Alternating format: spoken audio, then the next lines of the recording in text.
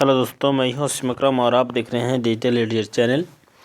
जी हाँ दोस्तों, आज हम बात करेंगे 10th क्लास के सोशल साइंस यानी सामाजिक विज्ञान के बारे में। आप लोग जानते हैं कि सामाजिक विज्ञान में कई भागों में बांटा गया है।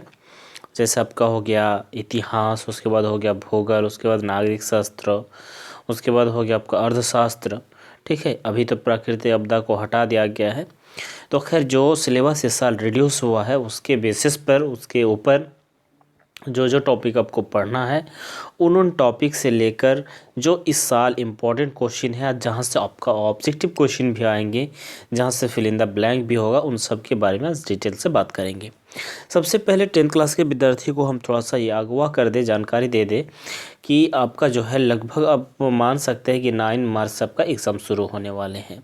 अगर देखा जाए तो आपके पास महज कुछ ही दिन या कुछ ही महीना भी बोल सकते हैं, कुछ ही सप्ताह बोल सकते हैं कि आपके पास बचा हुआ है। अगर इसमें भी आप पढ़ाई में कमज़ोरी करेंगे, थोड़ा सा ढील देंगे, तो फिर आपका जो रिजल्ट है वो बढ़िया नहीं होगा। चाहे आप कितने भी तेज़ हो, कितने भी पढ़ने में इंटेलिजेंट हो, कितने भी आपका बेस ठीक है, अगर आप नंबर नहीं बढ़ा पाएंगे तो वो समाज में आपको मान्य नहीं होगा। एक कहावत है कि जो दिखता है वो बिकता है। जिसका मार्क्स अच्छा जाएगा, जिसका मार्क्स अच्छा जिस रहेगा, उसको ही अच्छा स्टूडेंट माना जाता है समाज में। हालांकि सक्सेस अनसक्सेस जो होते हैं आगे चलकर, जिसका बेस ठीक रहेगा वो अलग मैटर है। एक जो स्टूडेंट का तैयारी रहेंगे बढ़िया से, वो जिसका सिलेबस में पकड़ रहेगा वो तो है ही, लेकिन फिर भी मेरा मानना है कि जिस स्टूडेंट का नंबर अच्छा होता है उसी स्टूडेंट को वैल्यू ज़्यादा मिलता है समाज में भी, हर तरह का ही। और उसके मन में एक उत्साह उत्पन्न होते हैं जिसके चलते वो आगे निकल जाते हैं। तो रिज़ल्ट बढ़िया करना यानी 400 प्लस रिज़ल्ट करने के लिए सबसे एक ट्रिक, सबसे अच्छा एक ये सोच कि आपको सोशल साइंस के ऊपर अच्छा खासा टाइम देना होगा। और सोशल साइंस को अच्छा पढ़ने के यानी मेहनत करने के बहुत ज़रूरी है। और ख़ास के जिन जिन सब्जेक्टों में आप कमज़ोरी है उसी कमज़ोरी को आपको पढ़ना है और मेहनत करना है। मेहनत नहीं, लगातार मेहनत करना है। ठीक है, तो ये जो क्वेश्चन आपको हम बताने जाएंगे, जो भी क्वेश्चन, इसमें क्या होंगे, लगभग 99% क्वेश्चन जो है आपको किसी न किसी हाल में पूछा जाएगा। हो सकता है कहीं एक वाक्य में पूछ लेगा, कहीं फिल इन द ब्लैंक में पूछा जाएगा, और कहीं तो ऐसे डेफिनेशन में 1-2 नंबर के बराबर में पूछा जाएगा। लेकिन हम जितना बताते जाएंगे इसको आप एक फिजिकली रूप में इसको प्रैक्टिस करें, पेपर पेन लेकर तो आप एक प्रैक्टिस करते ही हैं, लेकिन इसको विजुअल यानी आपके पास मोबाइल है तो आप आधा घंटा जिस टाइम सोने जा रहे हैं उस टाइम इसको देखें। तो इससे क्या होगा, आप देखते देखते सो भी गए, आपका नींद भी आ गई, और जब आप बोर्ड एग्ज़ाम में जाएंगे तो उस टाइम आपको जब आपके सामने 4 ऑप्शन दे दिया जाएगा तब फिर आप इसको बढ़िया से ये कर पाएगा, नहीं यही ऑप्शन करेक्ट होगा। हालांकि आपको ये देखते देखते याद नहीं होगा, फिर भी आपके जहन में एक चीज़ बनता जाएगा, इसका फिगर बनता जाएगा। तो इस हिसाब से हम इस वीडियो को अभी कंटिन्यू देते जाएंगे। जैसे साइंस का कंटिन्यू दे रहे हैं, अभी शाम में साइंस का लगभग रात 9 बजे या 8:30 बजे के करीब करीब हम पब्लिश कर देंगे। और जो है नागरिक शास्त्र ये सुबह सुबह जाएंगे, क्योंकि नागरिक शास्त्र हो या आपका जो सामाजिक विज्ञान हो, उनका डेफिनेशन भी जो भी कुछ याद करना हो सुबह में अच्छे होते हैं। तो उस हिसाब से ये सुबह में डेली लागू होगा 6 बजे के करीब करीब। और साइंस जो है लगभग शाम रात 8-8:30 बजे के करीब या 9 बजे के करीब करीब हम उसको पब्लिश कर देंगे। तो अभी कंटिन्यू 2 वीडियो डेली हर रोज़ 10th क्लास के लिए अपलोड होता रहेगा। अब चलिए यहाँ पे देखिए, अति लघु प्रश्नियों, ठीक है। लेकिन इस साल जो है 30 क्वेश्चन ऐसे बताया जा रहा है कि 30 क्वेश्चन जो आपका ऑब्जेक्टिव रहेगा, ऐसा नहीं, 20 क्वेश्चन ऑब्जेक्टिव रहेगा, 10 क्वेश्चन आपका जो है फिल इन द ब्लैंक होगा, या 1 मार्क में उसको ये करना है, 1 वाक्य में, ठीक है, इस तरह का रहेगा। तो सबसे पहले यहाँ पे जान लीजिए सत्य की साझेदारी से क्या लाभ है। हालांकि इन सब क्वेश्चनों को हम कई बार डिस्कस कर चुके हैं, फिर भी एक बार बता रहे हैं, सत्य की साझेदारी से देश में रहने वाले किसी भी व्यक्ति को बेगानापन का एहसास नहीं होता और सभी मिलजुल कर रह सकते हैं। इस चीज़ को थोड़ा सा हम डील करें, क्योंकि मेरा मकसद डील करने का नहीं सिर्फ आंसर देना, लेकिन इसको डील भी कर देते हैं, क्योंकि अगर डील नहीं करेंगे तो फिर आपको आगे चलकर समझ में नहीं आएगा। जैसे मान के चलिए अभी बीजेपी पार्टी, ठीक है, इसको कोई इसमें नहीं लीजिएगा, क्योंकि हम समझाने के लिए बता रहे हैं। जो अभी रूलिंग पार्टी में जो है अभी केंद्र में, तो उसी पार्टी का नाम लेना बेहतर होता है। तो बीजेपी पार्टी हम लोग जानते हैं कि एक पार्टी अभी जीती है, इसका पूर्ण बहुमत है, जो केंद्र में इसका सरकार है। हालांकि हर पार्टी का, प्रत्येक पार्टी का एक एक आइडियोलॉजी होता है, एक सोच होता है। तो इन पार्टी का जो सोच है वो मान के चलिए कि हिंदुत्व है, ठीक है। लेकिन अभी कोई भी कानून बनाएगा तो वो अपना कानून जो है फुलफिल पास कर पाएंगे कहाँ पे, लोकसभा में, क्योंकि इसका जो है सत्ता अपने पास है और इसमें कोई साझेदारी नहीं है। अब मान के चलिए कोई इस पार्टी में, यानी मान के चलिए कि कांग्रेस पार्टी अगर इसमें सपोर्टेड होती या सपोर्टेड रहता या कोई ऐसा पार्टी सपोर्टेड रहते और यहाँ पे ये बीजेपी पार्टी ने जो भी अपना आइडियोलॉजी था वो पूरा सौंप नहीं पाती, और उस तरह का कम्युनिटी वाला जो लोग होंगे जिसके अगेंस्ट में हो जाएगा वो लोग बेगानापन महसूस कर रहे हैं। लेकिन अगर सत्ता में साझेदारी होंगे तो उन लोगों के ऊपर अट्रैक्ट या उन लोगों को जो है एक्सक्यूज़ नहीं किया जाएगा, मतलब उन लोगों को नज़रअंदाज नहीं किया जाएगा, क्योंकि उनके पार्टी के लोग भी क्या होंगे, उसमें हिस्सेदारी है। अगर नज़रअंदाज करेंगे तो हो सकता है कि उसका सरकार गिर जाए। तो शायद हम जो समझाने की कोशिश करें वो शायद आपको समझ में आ गया होगा। दूसरा क्वेश्चन देखते हैं। श्रीलंका की कुल आबादी में सिंहलियों और तमिलियों की आबादी का अनुपात है। तो हम जानते हैं कि सिंहलियों का जो आबादी है वो ज़्यादा है, कई 74% है, जबकि तमिलियों की आबादी 18% है। ब्राज़ीलियम को स्वतंत्रता कब प्राप्त हुआ? ये इम्पोर्टेंट क्वेश्चन है और बेहद जो है आपको ऑब्जेक्टिव क्वेश्चन में सब क्वेश्चन को पूछेगा है। तो 4 अक्टूबर 1830 ईस्वी को, परंतु इससे मान्यता 19 अप्रैल 1839 ईस्वी को दी गई, ठीक है। जैसे अगर हम बताएं कि हमारा भारत का संविधान जो है हम लोग 9 दिसंबर 1949 को लिखना स्टार्ट किए थे, ठीक है ना, 1946 को, ठीक 1946। लेकिन हम लोग स्वतंत्रता दिवस कब मनाते हैं? 15 अगस्त 1947 को, 15 अगस्त 1947 को, ठीक है। तो देखिए 46 में हम लोग कैबिनेट मिशन के तहत पर हम लोग संविधान निर्माण करना, संविधान का काम चालू करना पूरा शुरू कर दिए थे। हालांकि हम लोग को स्वतंत्रता मिल चुकी थी, लेकिन वो कानूनी तौर पर उसको वहाँ पे नहीं मिला था। तो कानूनी तौर पर जो मिला था उसी को यहाँ पे लिखा गया, 9 साल बाद इन लोग को मिला था। अब देखिए ब्राज़ीलियम में मुख्य रूप से कौन सी भाषाएं बोली जाती है? तो ब्राज़ीलियम में मुख्य रूप से जैसे डच भाषा, फ्रेंच भाषा और जर्मनी भाषा बोले जाते हैं। ब्राज़ीलियम में डचों की आबादी कितना प्रतिशत है? डच जो है उनका आबादी कितना प्रतिशत है? तो वो 60% है। श्रीलंका में बहुसंख्यक कौन है? श्रीलंका जो है उनमें बहुसंख्यक कौन है? तो श्रीलंका में अब बहुसंख्यक अभी आपके साथ बात की जो सिंहली है। श्रीलंका कब स्वतंत्रता बना? श्रीलंका जो है 1948 में स्वतंत्रता बना। हम लोग 1947 में बने थे और वो लोग 48 में, 1 साल बाद, ठीक है। श्रीलंका में तमिल देश की कुल जनसंख्या का कितना प्रतिशत है? तो तमिल जो है 18%, हम पहले भी बोले, पहले क्वेश्चन था। श्रीलंका में सत्ता की साझेदारी का क्या आधार है? सत्ता की साझेदारी का क्या आधार है श्रीलंका में? उसके बाद यहाँ पे हम देखेंगे श्रीलंका की राजधानी क्या है? श्रीलंका की राजधानी कोलंबो है। सामूहिक सरकार, देखिए ये क्वेश्चन जो है काफ़ी इम्पोर्टेंट है। सामूहिक सरकार का उदाहरण किस देश में मिलता है? तो सामूहिक सरकार का उदाहरण अगर देंगे तो अब ब्राज़ीलियम में मिलेगा, क्योंकि ब्राज़ीलियम का जो ये कानून व्यवस्था है उसमें क्या है कि अनुपात, यानी सभी जाति का अनुपात जो है एक अनुपात रेशियो होगा, उनको लेना ही होगा। अगर उन जाति को आप नहीं लेंगे तो वहाँ पे सरकार आप नहीं बना सकते हैं। जैसे हमारे इंडिया में क्या है कि 50% + 1, 50% होना चाहिए और प्लस 1 होना चाहिए। यदि मान के चलिए कि 81 का विधानसभा सीट है तो वहाँ आपको 41 लाना होगा, ठीक है, 41 लाना होगा या 42 लाना होगा, तभी जाकर आप सरकार बना पाएंगे। तो इस तरह का वहाँ पे कानून व्यवस्था है, ठीक है।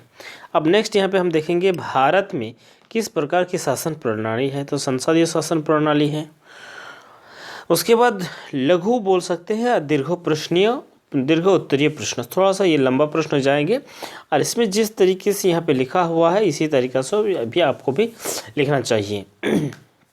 अब देखिए यहाँ पे भारतीय संदर्भ में सत्ता की साझेदारी का उदाहरण देते हुए इसका एक युक्तरख और एक नैतिक कारण बताइए, ठीक है।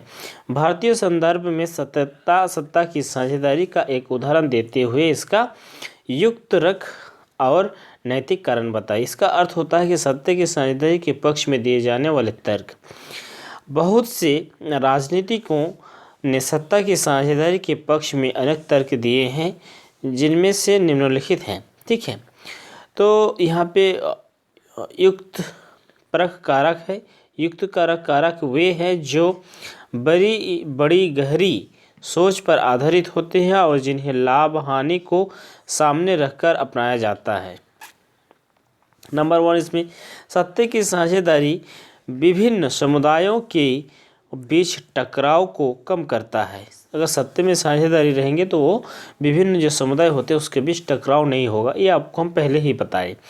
जैसा आप बोल सकते हैं कि बिहार में अभी नीतीश कुमार और जो है बीजेपी का गठबंधन से और छोटे 2-3 पार्टी का गठबंधन से वहाँ पे सरकार है।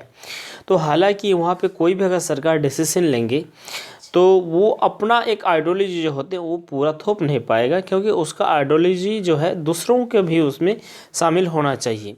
जैसे मान के चलिए अगर वहाँ पे यदि योगी आदित्यनाथ जाएंगे तो वो भाषण देंगे तो क्या बोलेंगे कि यहाँ पे जो भी घुसपैठी हैं उसको बाहर निकालेंगे, तो उसके पलटा में फिर उसी का अगर मान के चलिए सपोर्टेड पार्टी भी है तो फिर नीतीश कुमार क्या बोलते हैं कि किसको कौन हटाएगा भाई।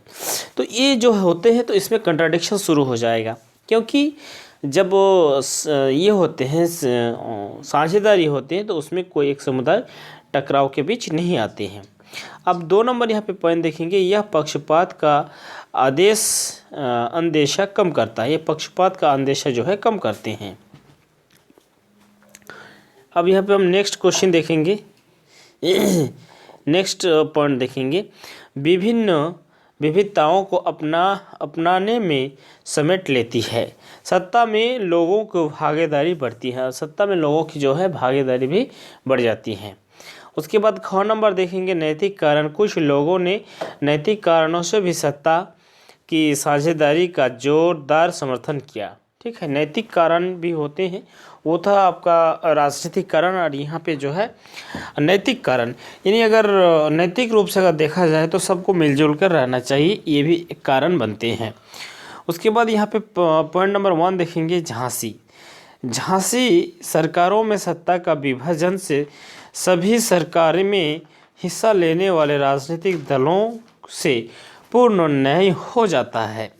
अल्पसंख्यक लोगों को भी अवहेलना नहीं होती, इसीलिए उसके मन में कोई आक्रोश की भावना नहीं पनपनाती। ठीक है, जब किसी अल्पसंख्यक समुदाय होते हैं उसका अवहेलना किया जाता है, उसको छोटा दिखा जाता है, नीचा दिखाया जाता है, तो उनके मन में एक आक्रोश उत्पन्न होता है, एक जुनून उत्पन्न होता है अंदर से। ठीक है, तो वो भी नहीं पनपनाएंगे।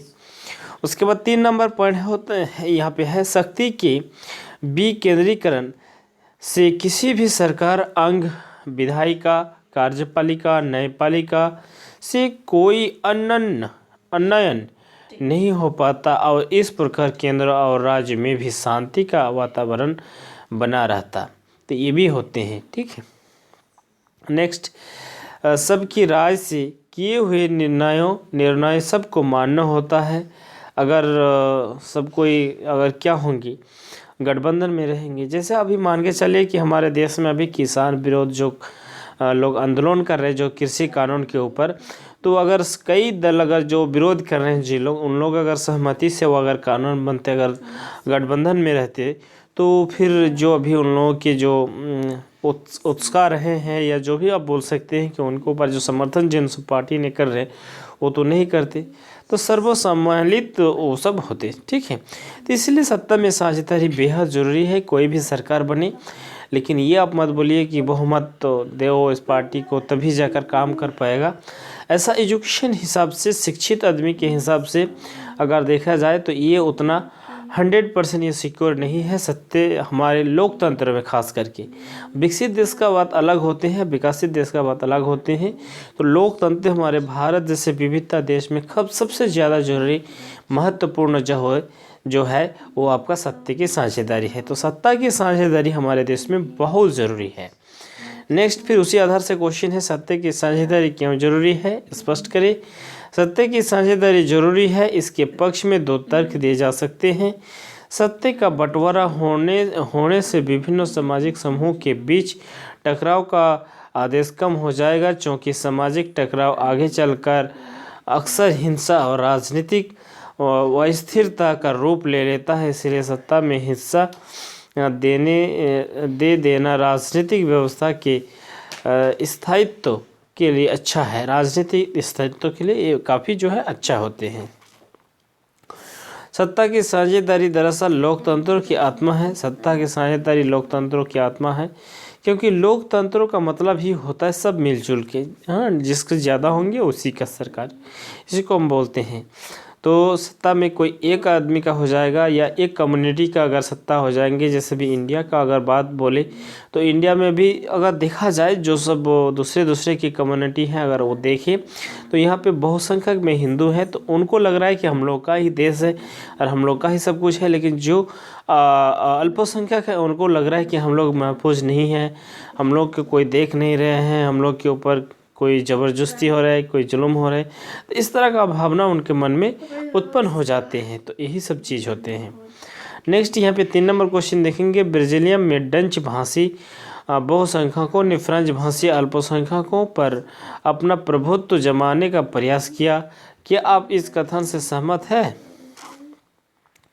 ब्राज़ीलियम में अल्पसंख्यक फ्रेंच भाषी लोग तुलनामूलक रूप से बहुसंख्यक डच भाषी लोगों से अधिक समृद्ध तथा शक्तिशाली थे। यानी जो अल्पसंख्यक लोग हैं उन लोग से ज़्यादा शक्तिशाली और समृद्ध भी थे बहुसंख्यकवादी। स्वाभाविक रूप से डच भाषी समुदाय इस स्थिरता से नाराज था।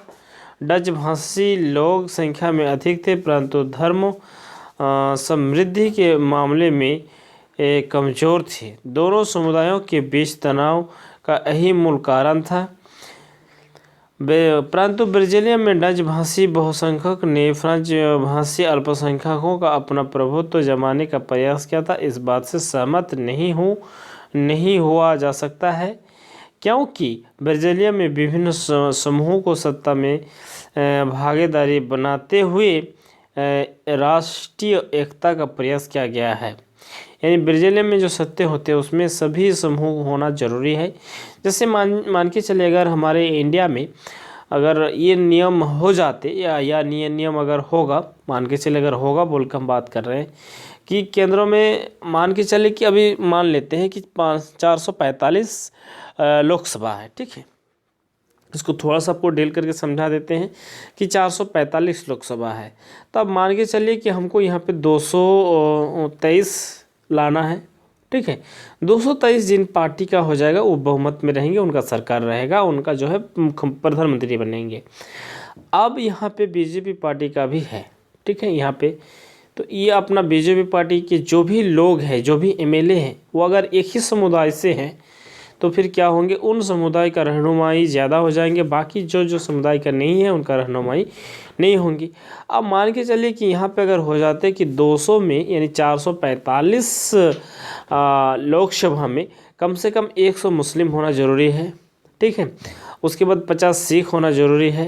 अगर सभी का इस तरह करके एक कोटा हो जाते तो क्या होता, बीजेपी पार्टी कभी भी ये नहीं सोचता कि हमको सिर्फ हिंदू का ही वोट लेना है या हिंदू कम्युनिटी की हमको सिर्फ इकट्ठा करना है, चाहे राम मंदिर का मुद्दा उठाए या कश्मीर का मुद्दा उठाए, जो भी चीज़ हो वो सब उनके सोच में नहीं होते। क्योंकि उनको ये टारगेट करना था कि हमको सरकार में जाना है तो वहाँ पे हमको मुस्लिम भी हमको क्या होना चाहिए, एमपी हमको होना चाहिए, तभी जाकर हम वो कर पाएंगे। तो अभी देखा जाए तो इंडिया में जो बीजेपी पार्टी के संसद जितने भी हैं उनमें एक भी मुस्लिम नहीं है। तो इससे क्या होते हैं कि एक देश में जो है एक कोई कम्युनिटी जो होते हैं उसको लग रहा होगा कि हम लोग क्या हो रहे हैं, हम लोग को नज़रअंदाज किया जा रहा है। तो यही सब कुछ कारण यहाँ पे हम आपको ये किए, ठीक। अब आगे हम देखेंगे यहाँ पे क नंबर जो यहाँ पे है, ब्राज़ीलियम में विभिन्न समुदाय के साथ, ठीक है, ये तो हो गया शायद। अब देखेंगे कुछ विशेष कानून तभी पारित हो सकते थे जब विभिन्न भाषा समूहों में उन विषयों पर सहमति हो। किसी एक भाषा विशेष को राजकीय भाषा नहीं घोषित किया गया। अलग अलग भाषा समूहों को अपनी सरकार बनाने का अवसर प्रदान किया गया। तो यहाँ पे जो है वो भाषा का भी बात हमारा इंडिया में भी इसको अगर सेट करें तो ये भी हो जाएगा। जैसे कोई भी भाषा हमारे यहाँ पे राष्ट्रभाषा के रूप में नहीं है। जैसे हम लोग हिंदी को राष्ट्रभाषा के रूप में जानते हैं, लेकिन ये हालांकि संवैधानिक रूप में ये राष्ट्रभाषा नहीं है, क्योंकि संविधान इसका इजाज़त नहीं दिए थे। राज्य भाषा के रूप में हिंदी को दिया गया था और ये पारित भी हुआ था, लेकिन बताया गया था कि आगे अगर चाहे तो संसद इसको पारित कर सकते हैं। तो जैसे ही संसद पारित करेंगे तो उसमें क्या होंगे, बहुत सारे ऐसे भाषा देश राज्य हैं जो इसके जोर शोर विरोध करेंगे। जैसे पश्चिम बंगाल है, वो तो हिंदी भाषा का विरोध करेंगे ही। उसके बाद जो उत्तर भारत में जितने भी राज्य हैं, तमिली हो, गुजरात हो, उसके बाद जो भी है उन सब हिंदी का क्या करेंगे, विरोध करेंगे कि हिंदी अगर राष्ट्रभाषा हो जाएंगे तो हिंदी फिर क्या होना चाहिए, सब जगह होना चाहिए या सब कुछ, ये सब। तो ये सब जो है मेनली बात है कि विविधता में भरा हुआ ना, या विविधता वाले देश में जो है लोकतंत्र में खास करके सभी चीज़ों का उसमें समाहित होना, या सभी जाति हो, सभी धर्म के लोग हो, सभी भाषा के लोग हो, सरकार में रहना चाहिए, तभी जाकर क्या होगा, देश आगे विकास करेंगे। तो इस वीडियो में यहीं तक, फिर हम मिलते हैं नेक्स्ट वीडियो में। और इसी तरह हम आपको हर रोज़ डेली सुबह सुबह जो है इस तरह का एक वीडियो देते जाएंगे। तो इसमें जो जो चीज़ आपको समझ में नहीं आया, जो ज़रूर आप कमेंट करेंगे, फिर अगला जब भी हम इस सीरीज़ में डिस्कस करेंगे तो वो सब जो है आपका कन्फ्यूजन दूर करेंगे। और जो क्वेश्चन आपको समझ में नहीं आ रहा वो आप ज़रूर इसमें कमेंट करें। फिर जैसे ही हम दूसरे चैप्टर में बात करना स्टार्ट करेंगे तो सबसे पहले हम कमेंट का ही ये करेंगे, इसमें डिस्कस करेंगे। तो इस वीडियो में तक, फिर मिलते हैं नेक्स्ट वीडियो में। थैंक यू, धन्यवाद।